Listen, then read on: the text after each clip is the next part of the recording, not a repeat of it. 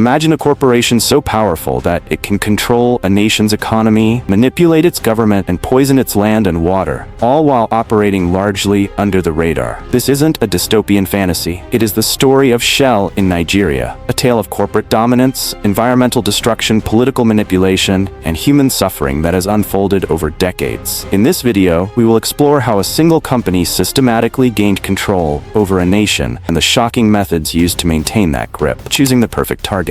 Every strategic conquest begins with selecting the right target. For Shell, the goal was not just profit, it was control. And the first step was identifying a country whose resources could be exploited effectively. The criteria were simple but specific: untapped resources, oil, minerals, or other commodities. Revenue reliance on those resources, so controlling them means controlling the economy. Vulnerable institutions, a government that could be influenced, and a military that could be manipulated. Nigeria ticked all these boxes. With vast oil reserves, fertile agricultural lands, and a government open to foreign investment, it was the perfect target. From Shell's perspective, Nigeria was a blueprint for corporate dominance. A country whose natural wealth could be harnessed while ensuring minimal interference from global oversight, building dependency through infrastructure. Once the target was selected, Shell's next move was to create economic dependence. The strategy was deceptively simple: offer infrastructure, jobs, and investment in exchange for control of oil extraction. For Nigeria, this initially appeared to be a beneficial arrangement. Foreign investment meant new jobs, more tax revenue, and modernized infrastructure. However, the ownership structure was critical. Although the infrastructure was on Nigerian soil, Shell retained ownership and operational control. Over time, this led Nigeria to become heavily dependent on Shell for maintaining nearly 1,000 oil wells, producing 95% of the nation's exports. This accounted for 40% of the total Nigerian economy, giving Shell near total oversight of the country's financial flow. This level of control is a form of corporate colonization, where the target nation appears sovereign but relies entirely on a single foreign entity for economic stability. Bribery and political influence. Dependency alone does not guarantee compliance. Shell moved to secure the government through bribery and financial manipulation. Investigations revealed that $1.3 billion was funneled to Nigerian officials through intermediaries, much of it ending in the pockets of convicted money launderers. From this, $466 million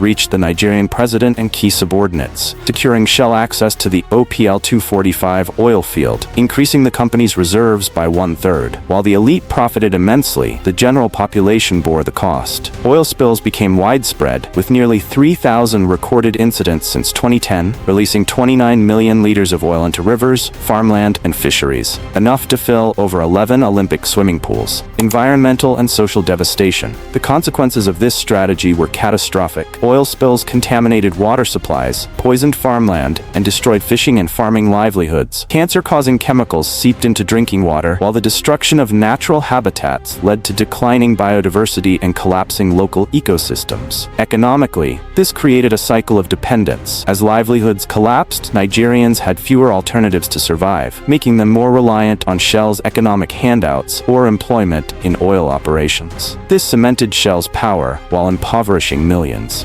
Controlling the narrative. With economic and environmental dominance established, Shell turned to propaganda and public perception management. Internationally, the company highlighted its renewable energy initiatives, such as 100% renewable electricity for 1.4 million UK households, masking the destruction in Nigeria. Charities and NGOs were bribed or pressured to overlook environmental violations. Media influence helped deflect blame. Shell portrayed oil spills as sabotage by criminals or Nigerian radicals rather than corporate negligence. This approach blurred the lines between truth and deception, creating a controlled narrative that maintained Shell's global reputation while keeping the Nigerian population unaware or powerless to respond effectively. Suppressing dissent. Even with economic leverage and propaganda, Nigerians began to protest. The movement for the survival of the Ogoni people, Emosope, led by Ken Saro-Wiwa, organized peaceful campaigns against Shell's exploitation. Shell allegedly enlisted the Nigerian military to suppress dissent. Despite Saro-Wiwa's non-violent activism, he and 8 other tribal leaders were arrested, charged with conspiracy to murder, and executed after a trial widely regarded as fraudulent. This brutal suppression served as a warning, consolidating corporate control and instilling instilling fear in anyone challenging Shell's authority. The multi-layered system of control. Shell's dominance can be understood as a multi-layered system. Economic leverage, control of oil infrastructure and national revenue, political manipulation, bribery and influence over government officials, environmental devastation, destroying local livelihoods to increase dependency, propaganda, manipulating narratives domestically and internationally, force, using military-backed suppression to quell resistance. Through these layers, Shell created a near-monopoly power in Nigeria, effectively controlling the country without formal political authority. Long-term consequences. Decades of exploitation have left millions impoverished, drinking contaminated water, and struggling to rebuild their communities amid collapsing infrastructure and failing public services. The environment is irreparably damaged, with oil spills, toxic sludge, and persistent pollution continuing to destroy local ecosystems, farmland, and fisheries, while killing wildlife and threatening biodiversity. Shell's operations also exacerbate social unrest, as frustrated groups begin to take matters into their own hands, sabotaging pipelines, staging protests, or engaging in militant actions. This has created a vicious, ongoing cycle of violence, environmental devastation, and corporate dominance, leaving generations trapped in poverty, dependency, and uncertainty with little hope for sustainable recovery. Global implications. The story of Shell in Nigeria underscores how multinational corporations can operate above accountability, often evading scrutiny despite enormous local consequences. By controlling economies, influencing governments, shaping narratives, and using force when necessary, corporations can achieve state-like power without legitimacy, oversight, or public consent. It serves as a stark warning that wealth, strategic influence, and political leverage often outweigh law, ethics, or human rights, and that unchecked corporate power can destabilize communities, exploit natural resources, and impose long-term suffering. The Nigerian example illustrates how corporate actions in one region can ripple globally, setting dangerous precedents for economic and political control elsewhere. The role of independent media. Much of Shell's story remains hidden because corporations exert strong influence over mainstream media, controlling narratives to safeguard their image while concealing environmental destruction and human suffering. Independent journalism is therefore critical in exposing corruption, ecological damage, and human rights abuses, ensuring that citizens are informed and empowered. Through transparent reporting, investigative efforts, and fearless coverage, independent media reveal the hidden dynamics of corporate and political power, enabling accountability. This awareness is vital to safeguard communities, protect ecosystems, and challenge the systemic structures that allow multinational corporations to exploit nations without consequences, emphasizing the indispensable role of a free press in modern society. The silent corporate conquest. Shell's control over Nigeria is a textbook example of corporate domination through subtle, systemic strategies. By combining economic dependence, political bribery, environmental destruction, propaganda, and force, the company has maintained dominance while appearing largely legitimate internationally. For Nigerians, the consequences are real. Poisoned water, destroyed livelihoods, and a population increasingly marginalized. Shell's quiet empire illustrates that real power is often invisible, and influence can be far more effective than overt control. If this video opened your eyes, comment your thoughts below and subscribe to uncover more hidden stories of corporate influence and global power.